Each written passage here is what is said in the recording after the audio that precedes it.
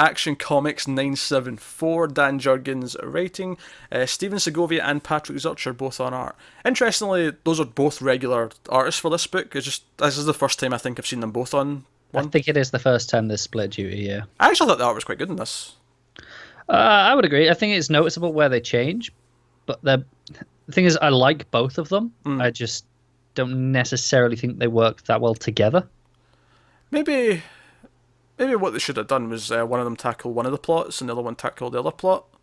Yeah. So at least, it would be, when it cuts to the fortress, it would be the different... I mean, I don't know how many pages that made up, per se. Maybe it wouldn't have worked out, but...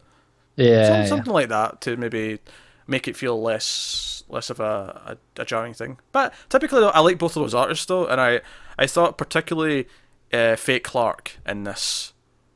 Yeah. His like creepy expressions, not even just when he's actually angry or upset, but when he's like smiling. It's when he's happy, when he first opens the door and he's just smiling. It's creepy, isn't it? So what's happening in this one? Fate Clark is taking Lois on a date. We set that up in the last issue, and they go out.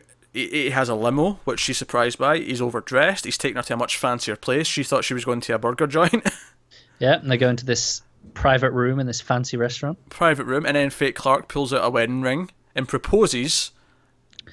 Aye, because that's not a bit forward. And Lois naturally is like, no, and leaves. as you'd expect. He's going on about, it's destiny for us to be together. We have to do this. Yeah, all very interesting. And he's so upset that he tells the limo driver to follow her taxi. He follows her home. And it leads to the final sort of... Obviously, we'll get to the Superman stuff in a minute, but it gets to the ending scene is, all right, Clark's back as well, Lois is back, John's there, he's like, oh, great, you guys are home, I don't have to eat frozen pizza anymore. And they're having dinner. And you know what's funny, actually? Last issue of Superman, I speculated that maybe the mysterious figure outside that John encountered, maybe that was Fate Clark.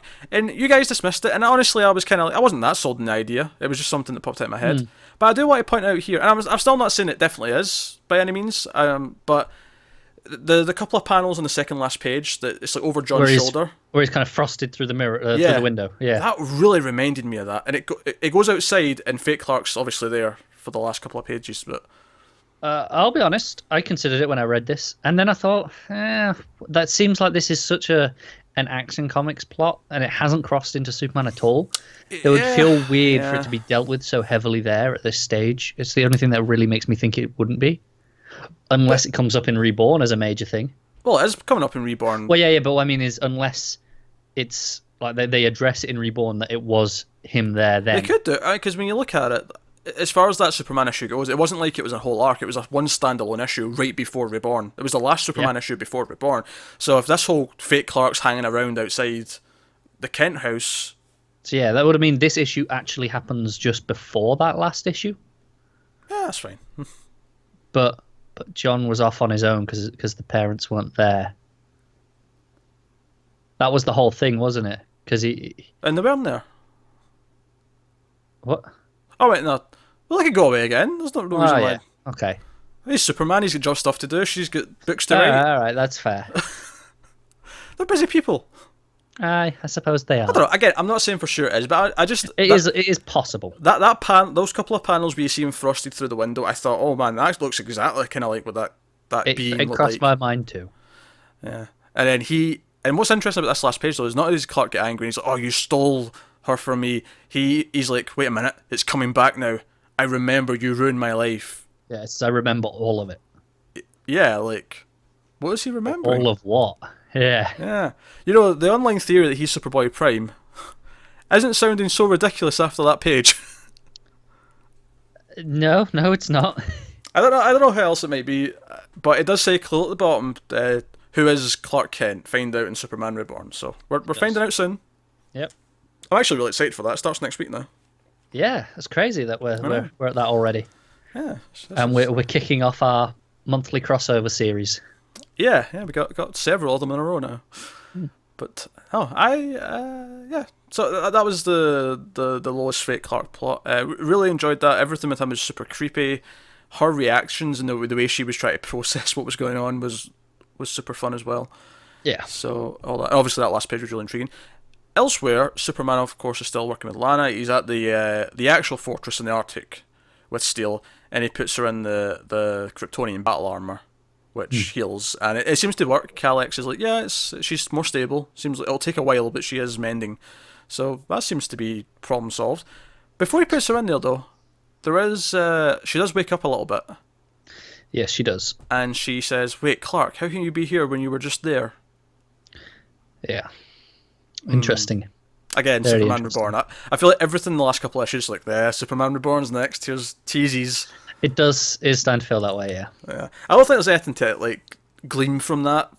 Based, because we've already spoken about all the other hints, and I feel like this just adds on to the same kind of idea. Yeah, I don't think it gives us anything new. It's just reminding Yeah, us. it's exciting all the same. I think that one's for if you didn't read Superwoman, Yeah, because that was only in that issue of Superwoman. It wasn't in the last issue of Action. 2 issues of Superman. 2 issues. Yeah. Because both Lana and Lois, not Lana. Lana. Both Lana and Lois. Yeah. Said but specifically when this happened to Lana at the end of the last issue of Superwoman is where she said it there. Yeah. And it wasn't mentioned in Action. So this is for anyone who's reading Action and Superman and going into Superman Reborn, but hasn't been reading that, needed to know that bit of information, I think. Yeah, that makes sense. Yeah, obviously, while this is going on, Hank Henshaw, who we saw last issue, is tracking Superman. He goes to the Himalayas, where the new fortress is that he built. Yep. So old Clark's new fortress that he built in the Himalayas, and Clark's new fortress. Yeah, and he sends in a guy, and of course, Blank uses this as an opportunity to escape. Yeah. And Blank. I love how everyone else in the cells is like, no, don't let him in your head. Yeah, this is stupid. All the other villains are like, no, don't. He's worse. He's terrible. And Henshaw recognizes him from Lois and Clark, which is cool. Yep. And I guess this explains why Clark's going to be in the regular fortress going forward, because this fortress gets absolutely decimated. Blank completely destroys it. Yeah, it's really sad seeing the big statues just crumpled in half. Oh, that's a shame, yeah. But it lines up with what we saw in Batman last week, because it seems like after Reborn, Superman's in this the proper fortress now. So this lines up with that. So that happens. So Blank's out. We see Blank's just like, I think the last time we see him, he's just like standing there, and the decimation of the entire fortress is around him. It's a pretty cool laughing. shot. Yeah, he's laughing. Yeah. And Henshaw's pissed that they're forcing him to leave in the helicopter. He's like, no, this is Superman's place. We need to stay here. And they're like, no, sir, we're going to die. Get in the chopper. I'm paraphrasing, but that was the gist of it. Pretty much, yeah. That was solid action. I really like these last 2 issues. It's like I said last week, I find that the action stuff is great when they're not, like, I've enjoyed the bigger arcs, but these smaller things that are just like dealing with the overall world, I'm enjoying a lot. I think I've enjoyed the arcs more than you have, at least the last one. But I still think the stuff where it kind of gives Lois her stuff is potentially been the best of this series. Yeah, I agree. When it treats it almost more like a ensemble's not the right word, just like a twofer. Like, it's equally Lois's book that it is Superman's. Because obviously there was a little bit of Lois when he was off on the other planet with Lex, but it was mostly on the planet with him and Lex. Yeah. Whereas this felt more even 50-50. If anything, there was more Lois in this than there was Clark. Yeah, or at least the Lois stuff felt far more important. Yeah. I almost went ahead there without telling you what Matt thought of Action Comics.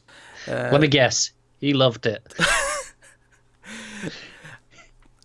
He writes, another great issue. Doppel Clark is one weird dude. I like that Jurgens is continuing threads from the Lois and Clark mini. Art looks good. To the point.